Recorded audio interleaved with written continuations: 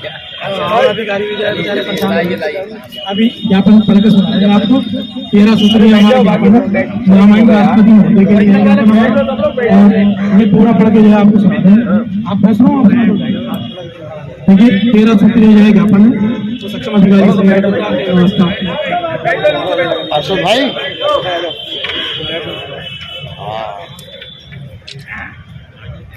ये कि केंद्र सरकार द्वारा पूर्व में किसानों और मजदूरों से किए गए वादों को पूरा किया जाए, जिसमें सरकार ने डॉक्टर स्वामीनाथन कमेटी की रिपोर्ट को लागू करने की बात कही गई थी।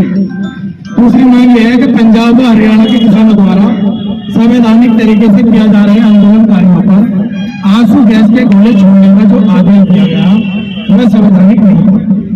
उसमें तमाम किसान लोग चोटिल और गंभीर रूप से जख्मी हुए। इस कार्रवाई को तत्काल रोककर किसानों की मांग को सुनकर उसे पूरा किया जाए।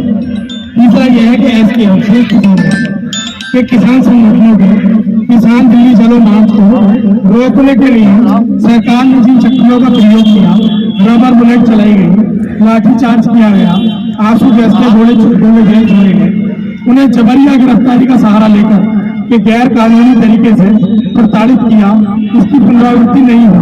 कृपया उक्त घटना का संज्ञान लेते हुए अग्रिम कार्रवाई करना चाहिए। किसानों के द्वारा किए जा रहे शांतिपूर्ण संघर्ष और आंदोलन पर सरकार के द्वारा किए गए हमलों से यह साबित होता है कि वास्तव में लोकतंत्र और भारतीय संविधान पर हमला। इस पर आपके स्तर से कार्रवाई अपेक्षित है। केंद्र सरकार के द्वारा दोहरी नीति अपनाते हुए नौकरशाहों और राजनीतिक दलों को विशेष संरक्षण देते हुए कुछ पूंजीपतियों और उद्योगपतियों को विशेष लाभ पहुंचाया। पूंजीपतियों के द्वारा भारी भरकम ऋण को माफ किया गया, जबकि किसानों के द्वारा KCC अथवा अन्य लोन को माफ करने पर कोई विचार नहीं होता। इस पर भी संज्ञान लेते हुए MSP पर 50% का वादा भाजपा और वर्तमान माननीय प्रधानमंत्री ने 2014 के चुनावी घोषणा पत्र में किया, जिसे 10 साल बाद तक भी अमल में नहीं लाया गया। कार्रवाई अपेक्षित है।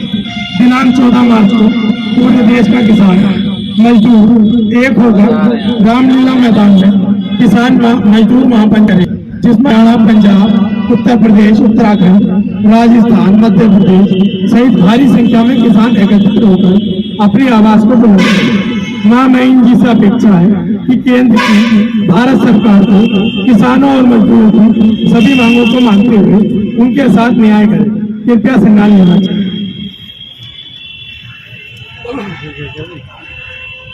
केंद्र सरकार ने भारी गलती की और लोकतंत्र की हत्या करते हुए जिन आंदोलनकारियों के साथ जुड़ पाए कि जिनमें किसानों ने प्राण गंवाए, उन किसानों के परिजनों को 1 करोड़ रुपए की आर्थिक मदद दी जाए।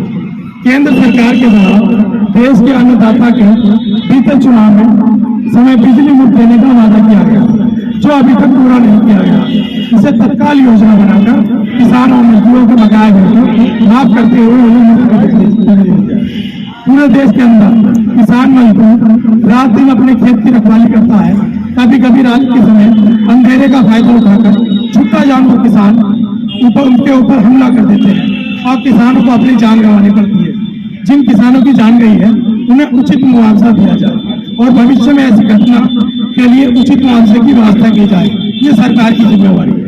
समूचे देश में, संपूर्ण भारतवर्ष के अंदर शिक्षा का स्तर गिरता जा रहा है। जो भी प्रयास सरकारी स्तर से किए जा रहे हैं वे अभी नाकाफी और साबित हो रहे हैं। शिक्षा में भी गरीबों के लिए शिक्षा के अलग विद्यालय, सरकारी विद्यालय हैं और संपन्न लोगों के लिए प्राइवेट स्कूल स्थापित है, जिनमें भारी भरकम रकम वसूल की जाती है। शिक्षा पूरी तरह व्यापार बन गई है और इस भी आपका ध्यान आकर्षित करते हुए इस पर रोक लगाकर दोहरी शिक्षा नीति में नए बदलाव की आवश्यकता है, जिसमें हर वर्ग के किसान और मजदूर के बेटे बेटियां भी उच्च शिक्षा प्राप्त कर सकें।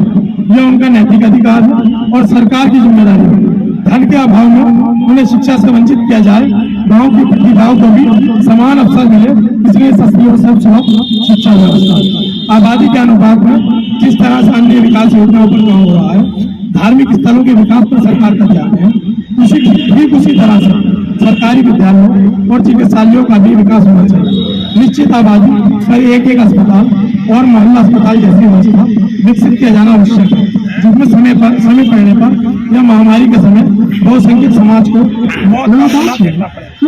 देश के किसानों को नवीनतम तकनीकी जानकारी मुहैया कराने के लिए और किसान मित्र और फार्मर फ्रेंड रखे गए थे, जिसमें सम्मानजनक मानदेय नहीं दिया गया। कभी 500 तो कभी 1000 रुपये प्रतिमा मानदेय दिया गया। जब मानदेय बढ़ाने की मांग की तो सरकार ने उन्हें बाहर निकाल दिया। उन्हें सम्मानजनक मानदेय के साथ सेवा में वापस दिया जाए। 14 हमारा जो सूची है, गांव के किसानों ने गरीबी और भुखमरी के कारण योग्यों को बेच डाला है और लगातार बेच रहे हैं।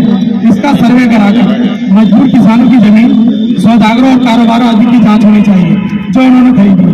ऐसे क्या प्रलोभन दिए गए कि किसानों ने अपनी जीविका के साधन अपनी धरती माता को ही बेच डाला।